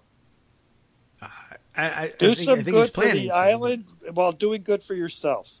Yes. Also, other people pointing out to me, of course, that he's not bothering with that because there was a Trump golf course in Puerto Rico, but it went bankrupt and has closed. And so, who cares? He goes where he has property. I know all about that. I played that golf course before. It was a Trump golf course. It's at Cocoa Beach is what it was called before. It was designed by Tom Kite. They licensed his name, and of course it filed for bankruptcy in 2015, largely due to the fact that Puerto Rico is having tremendous economic problems. Golf not high on the list. Okay. But, that's neither here nor there. In reality, it's just a dig. I implore Donald Trump, spend one day of the next 5 talking about Puerto Rico, making sure your government's doing everything it can. Just Wouldn't be a bad do idea. that. One day. You can spend the next 5 yelling at Colin Kaepernick. Give me one. Let's see how he's doing on that while you're discussing Well, things. Let's see. He's still doing what he's doing, as you know. Yeah. Still. He tweeted the day of the hurricane. He tweeted about Puerto Rico. Yeah. Since that day, he hasn't tweeted about it. The words Puerto Rico have not left his mouth Yeah. Well. in 6 days. Yeah, and so far no indication that that's going to change. We know about his morning rage tweets. Since then, an hour ago, he tweeted nothing but hashtag stand for our anthem. And then he recently retweeted a MAGA tweeter's picture of Pat Tillman. Because Pat Tillman, as you know, would have parachuted into every NFL stadium and machine gunned all the players who were protesting. I don't know what Pat Tillman would have thought. Nobody knows. I really don't. And maybe he would have been with Trump 100%. He's dead. He died fragged, frankly, which is another story altogether. The Pat Tillman story is rather complicated, but he's gone. I mean, I'm not going to drag Pat Tillman into this, and I'm not going to drag anybody else into this. There's real life things going on that a president can make a huge difference in and get a lot of credit for it. Go get that credit, Donald Trump. It is amazing that he leaves that on the table. I mean, someone really, it's a sign of how incompetent the political operation really is in the White House that nobody, well, at least effectively to date, has been able to say to him, you get, there's 2 instances in your administration so far in which you've gotten positive press. One was when you cooperated with the Democrats and ostensibly cut a deal, and you remember that one, I think, pretty well. But you may not remember. You got relatively good press going to the disaster areas and saying we're doing lots of things for you. And, presidents do this. They put together sort of fakey events. You load up a truck or whatever. And but that's my favorite. My favorite was when he saved those 2 cats. Yeah, I mean, the meme makers love when you go because it gives them the opportunity to pretend you did something more heroic than you actually did. Why not? Why? Maybe that's it, right? I'm not interested in being presidential, even having the press say I'm presidential. I don't care anymore about that. Well, your meme makers would be happier because they would be able to Photoshop your head onto the bodies of heroic first responders and say you did that, and people would believe it because I did read in the newspaper that he just went to Puerto Rico. Okay. Yes. Yes. So let's get that shot of you saving 2 cats in Puerto Rico and those would be swimming the river. In fact, we can have you saving people this time. Sure. Why not? Hold the dam together with your bare hands. Exactly. Let's put you on the dam. You will be the man who held the dam back. That's right. But no, he hasn't even done that. Didn't leave the golf course enclave for a couple of days. Now he's back in the White House, at least for a couple of days. We'll see what happens by Friday. You know what? Maybe he'll go. I think I had seen somebody reporting that there were plans on to go, although there was some objection to his plan to go because it's an awfully expensive undertaking. Well, he was going to go last week after Irma. I see. But the reality is it's not a good time for him to go, but it's a good time for him to have a press conference or a public appearance where he addresses the situation. Also, I guess it's amazing to me that it's slipped the minds of all the planners at the White House that this is a chance to deploy the military. Oh, my God, this is great. Why didn't you wake me up for this? I could have deployed the military in the middle of the night. We could have done a parade and done it in Puerto Rico. Yeah, right, absolutely. A flotilla, an armada. Exactly. He could have put on like an admiral's hat. Put on that flight jacket that they like to put on and stuff. Big Captain Crunch hat. Yeah, the whole shebang. He could. Well, if he still had his yacht, he could have sailed it down there and put Right. people up. That's right, but unfortunately he sold that. But okay. He had to sell it. But look, I mean, all kidding aside, it's flabbergasting that someone's not appealing to his ego and narcissism and saying, this is a great chance for you. Remember how good it was for you when you went to Houston or close to Houston, whatever he did? Right. Do one of those. We'll even get you a big crowd. It'll be the biggest crowd. That's true. And if it isn't, who cares? Because you just say it. Exactly. Yeah, I don't know. I'm not certain what the hesitancy is. The idea that, I mean, maybe it just comes down to I don't know what this is. I don't care. I'm bored by this whole thing. Didn't we already do this hurricane thing? I got no idea. But apparently not. Or maybe he's been distracted. I see now. I've been distracted. CNBC just now reporting that former Representative Anthony Weiner, now sentenced to 21 months in prison for sending explicit messages to that teenage girl. And so I imagine we'll hear about that from Trump sooner than anything happening by way of helping Puerto Rico. Jeez, that's pretty stiff. Yes. What? All right. Yeah, Moving on from that. Hi-yo. Well, I mean, it's a morning show. I have honk, honk. no brief for Anthony Weiner, but 21 months. Wow. Yeah, no briefs whatsoever. Yeah, there were briefs for him, but not by me. Apparently, they weren't good enough. Oh, jeez. All right. But anyway, you're right. Now we'll hear about that. Yeah, he'll have that to say, and corrupt Hillary and yada yada, and not so much. Yeah, Hillary Clinton was planning the response for him. All he has to do is RT, Hillary Clinton, and the U.S. Navy the hospital ship Comfort will be on its way. Where is it? In a way, I right feel now? I retweeted that, and I'm thinking about it now. I kind of wish he hadn't sent that tweet because now he'll never do that. Yeah, maybe. I mean, I don't know whether I don't they know what you do calculated if you're that. Hillary Clinton. You have to say something, Right? Like, here's what you should maybe be doing. even give some good advice. But of course, because it's from her, it's Right. not gonna- Gosh, she's got a tweet that don't send the hospital ship Comfort. Wink, wink, and see if it works.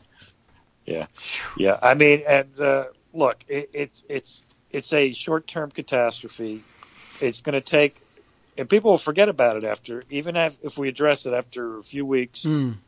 But afterwards, it's going to be hard too. And I don't know how we get people to focus on that. But if I can't even get them, or people can't, everybody can't. The governor of Puerto Rico can't get. I think I understand what the media's. They've done some, but they've been a little slower and less engaged. I think it's hard to get to for them because the airports, in fact, were closed. All the airports were closed. Even now, it's maybe, 15 commercial flights a day coming in and out. It's people who want to get out and get out of the way can't even do that. It's that bad. Can you imagine 5 days later in the United States of America, Puerto Rico is part of the United States of America, an airport remains closed for 5 days. It's stunningly. I'm sorry. I think the FEMA has really failed here. I know people like to think FEMA is professional and good, and mostly maybe they are, but not this time. I think they failed. This is not acceptable from FEMA in my view, but we'll see. But again, great opportunity to do it from a military operation. I'm just shocked that Trump hasn't taken up the opportunity to do that. And who knows? I mean, maybe things are in motion now, and I'm sure by the end of the day he'll sign something that makes it look like he had to sign paper in order to send these ships.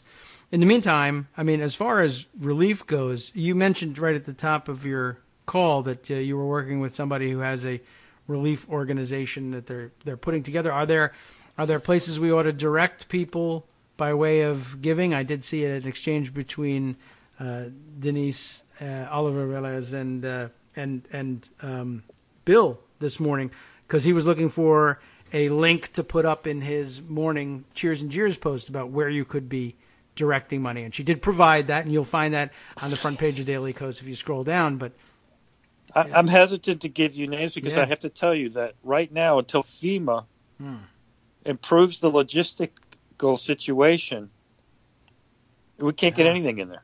Yeah, I mean, that may be... There's a missing block here, which is FEMA doing the basics so that relief organizations can actually help.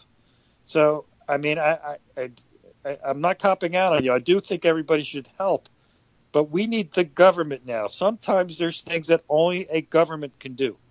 This is one of those times.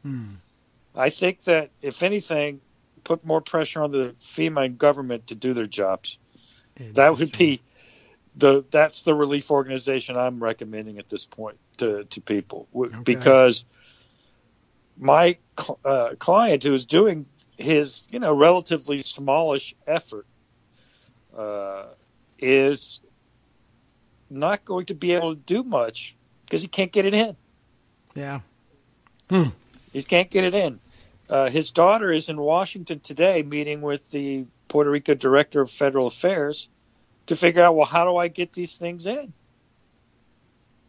And they don't know yet. And, what I'm hearing is FEMA's falling down on the job. Wow.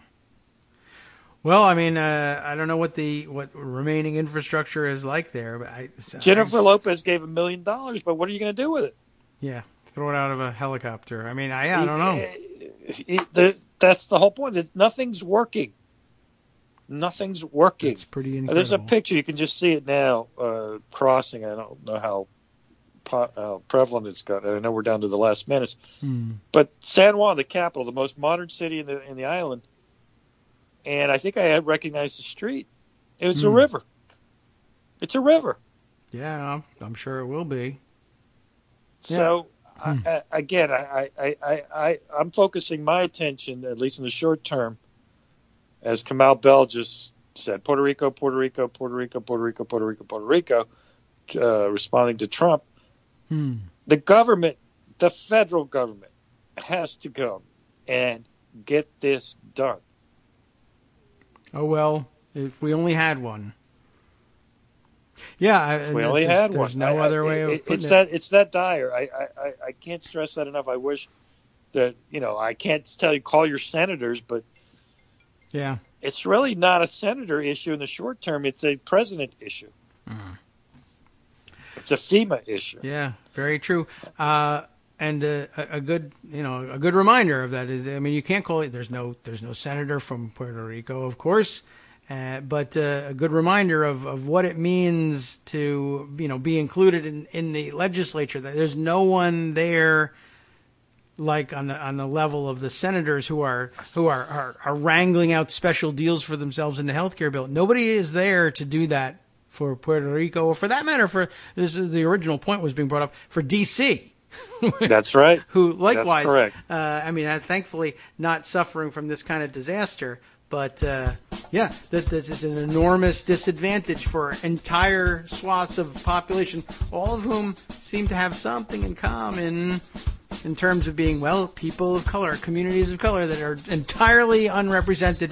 But, you need to carve out for Wyoming's, what do they have, 500,000? All right, sure. We'll get that done. Yeah, amazing. Unfortunately. All right, thanks for letting me highlight the story. Thank you. Thanks, Armando, for joining in and reminding us of the importance of the story. We'll have to return to it again all week, I am sure, and remind everybody that there are many, many, many things that need to be done. Lots to catch up on. We certainly have plenty of material left for our shows Tuesday through Friday. I promise to return to some of these very pressing issues. In the meantime, as always, the after show follows up to back cleanup and remind you of what's truly important that we may have missed. They'll be returning to the issue of Puerto Rico. Travelers swamp Puerto Rico's main airport as over 700,000 lives are imperiled by the imminent collapse of the, Guajataca. Okay, Guajataca Dam. That's the name for it. Thanks for providing the pronunciation, though I probably should have just tried it with my own Spanish pronunciation. Rescuers not giving up searching for survivors in Mexico. And the doomsday prophet who predicted the rapture would happen on September 23rd now says he meant October 23rd. You see? From Daily Kos Radio. on netrootsradio.com. You have been listening to the Kagro in the Morning Show with David Waldman. Man, you can get an extension on anything these days. For the last half, they'll be reporting that the sports aficionados speculating that Trump's attacks on the NFL could be tied to the league denying his 2014 bid to purchase the Buffalo Bills because of his suspected ties to organized crime. That'll be in the news as well. They'll cover that plus much, much more on the After Show next.